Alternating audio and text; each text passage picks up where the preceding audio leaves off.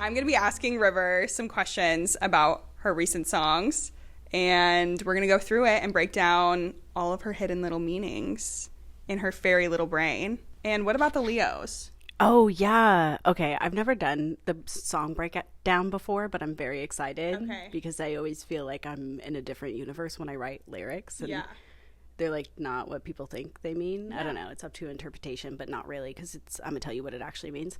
I'm trying to do these interviews with people who like only have Capricorn or Leo placements, specifically because I have an Aquarius moon, and I feel like I really vibe with people who have a Leo moon. Okay. Because you guys gas me up.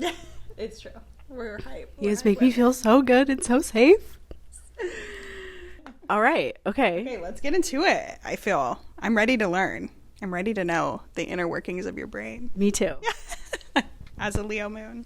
Okay. Let's talk about your intro. The repetition of "I got kids to feed" and "I don't need your greed" in the intro is very powerful. What role does this repetitive structure play in the overall emotional tone of the song? Well, since it's written from the perspective of Mother Nature going out for the evening, it's her essentially her mantra.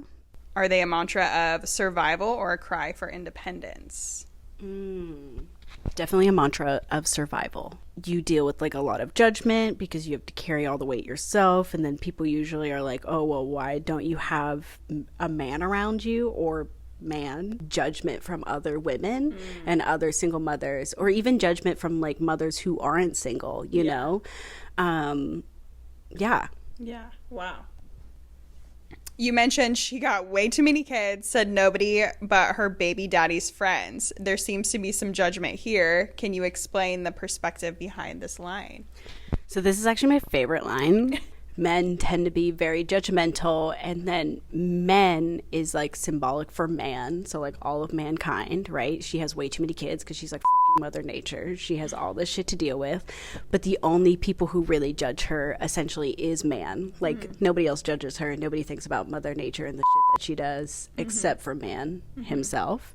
But it's also a reference to being a single mom. Like if you have multiple baby daddies, like of course they're going to be like, you're the problem, but maybe you're actually the problem. Maybe it's you because you didn't show up. And she had to try again. Never really stressed unless Saturn's in sync references astrology. What role does astrology or cosmic influence play in the broader schemes of the song?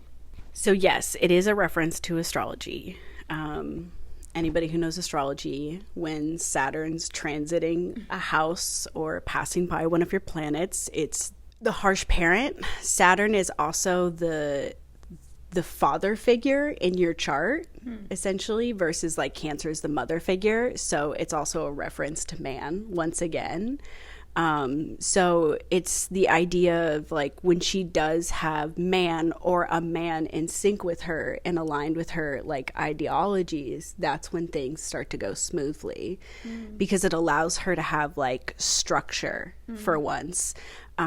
Because she just kind of lives in survival mode basically all the time. It's the same kind of thing. It's like you feel like things aren't necessarily going your way because Saturn's transiting a certain chart, but in reality, whatever's not for you, it just makes it very clear. It's trying to make a clearer path for you. You're doing great, by the way. Thank you. This is my first real gig as a reporter. Unpaid though. Yeah. The phrase "feeling like a desert flower blooming in the darkest hour" is poetic. What does this metaphor represent about your journey or state of mind? Oh, my journey or state of mind. That's interesting. Let me look at that question again. Yeah. Wait, no. I'll answer it. Yeah. Give me a second. It's a reference to her, like most of the lines in the song. However, I do feel like it's also a representation of myself or other human beings that, you know, we have so much potential, but we might not, like, our timing is not necessarily always correct. In the line, "straight through your flesh, your roots aren't the best," What does roots symbolize? Is it about heritage, relationships, or something deeper? Roots is like a little bit more simplistic than that, just because, if Mother Nature is everything, it's just kind of reference to like trees. You think of like the tree of life and just doing your best. And that's literally it, because that's all you can do. Yeah. Yeah. All right. Just a little break. An intermission. We're still recording, so that's good. Yeah. Thank you. Thank you, Sony. Skip this one. We could go. You want to go to chorus? Yeah, let's go to chorus. Or second verse? Are we on the second page already? Yeah. Oh, yeah. Perfect. Yeah, let's do the chorus. Okay. In the chorus, you ask, do we deserve it? What does it refer to? Is it love, success, or something else entirely? Oh my God, ChatGPT wrote these questions and they're f***ing so good.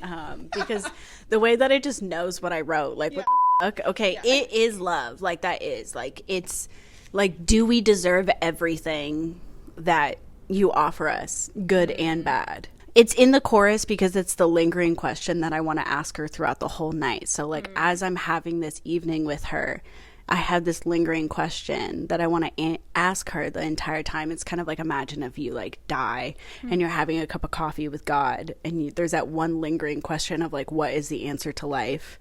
And you're like just waiting for the moment to like ask him. Or you're out with a girl you don't hang out with very often, and she just broke up with her boyfriend, and you like really want to know the tea. Yeah. So you're like, how do I like ask her? Like, I'm gonna be thinking about this all night. It's just like the lingering overall theme, essentially, of like, you're like, damn, I want to fucking know. Yeah. How do you dance around it? The chorus ones, you think?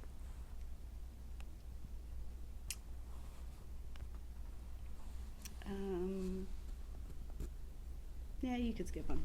I need to get some water. Hold on. Let me just pause. Yeah. You've been going in. Clear your palate. Hydrate. Okay, I feel better. Oh God, these Make sure to hydrate. So they're so iconic.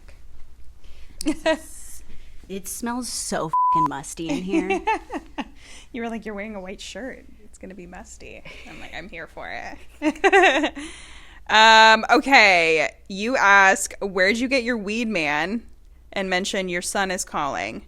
The juxtaposition of casualness and responsibility is striking. What's the significance of this contrast? So this part of the song is like me directing my attention towards her quote unquote baby daddies or man, right? It's the reference to him always consistently being lazy and not putting in the effort and just not being present, essentially. And so it's me asking him, like, reminding him, like, hey, like, you have other responsibilities that are much more important. The line after that where she says, because, I ask her, like, don't project your son is calling, don't forget your seed man, like, as I'm talking to him. And then she says that they always forget. And then she said, I always forgive. And so it's like, no matter how many times that we, what's that word I'm looking for? Oh my God, it's so simple. Not dishonor, but like disappoint her. Like, no matter how many times we disappoint her, she'll like continue to always forgive us. Sick. Stunning. Okay, the line, she says they always forget, she said I always forgive, speaks to forgiveness. How do you interpret forgiveness in the context of strained relationships or difficult choices? Well, if you've ever been in a toxic relationship before, they always have room for forgiveness, which is like really unfortunate. And I feel like she feels the same way. I also feel like because she has so much responsibility to her kin, that she feels so she feels obligated to forgive too. Even though she wants to forgive, and she always does, she also feels obligated to. The outro mirrors the intro with I got kids to feed and I don't need your greed. Why do you choose to end the song with this repetition? Well, in the beginning, because it's like the same outro is the intro, I wanted to set the tone for the song, and having it end with the song. The only difference is the outro is sung a little bit differently. It's more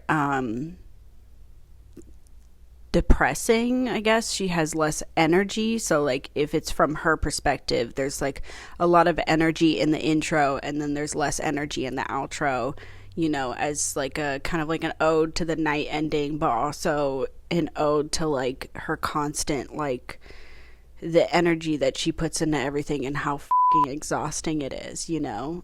Okay. In this song, the tension between personal responsibility, love, and external judgment is palpable. How do you personally navigate the balancing act between your own desires and the needs of others? I'm gonna get personal. I don't balance that. I continuously don't balance my needs versus the needs of others. And I will be 80 years old still it up for sure. I mean like, Jesus Christ, it's hard. Yeah. It's hard, you know? But it's never even. It's never 50-50. Sometimes it's 80 from one side. Sometimes it's 20 from my side. Sometimes it switches. Sometimes it lasts years. Sometimes it lasts days, months, whatever. I don't believe 50-50 is realistic. I believe that a healthy relationship is being able to, like, see the imbalance and switch sides. See, like a friend who like is always paying for your meals like 85% of the time, you know, like, and then you get your bag, like you got to be paying for the meals 80% of the time, like switch off a little bit. So yeah, that's beautiful. Thank you. Support each other. Yeah, that's what we're here for. Because it's too much work to do 50-50. It's not realistic, right? And we're all human. Like sometimes like somebody's going through like a harder time and just needs like a little extra support for longer, and that's what it is. You have to be the one that gives a little extra. Sometimes it's 60-40, like, I don't know, I don't do math, so you fucking just whatever works, honestly. As long as you feel eventually that supported, you get that energy back. That's important. Reciprocal energy. There you go. Heard it here first. Sick. Are there any that we missed that we should go over and like refilm out of order? No, that's perfect, because that's like fucking 23 minutes. That's good. Should we do for one more round? Yeah, I'm down.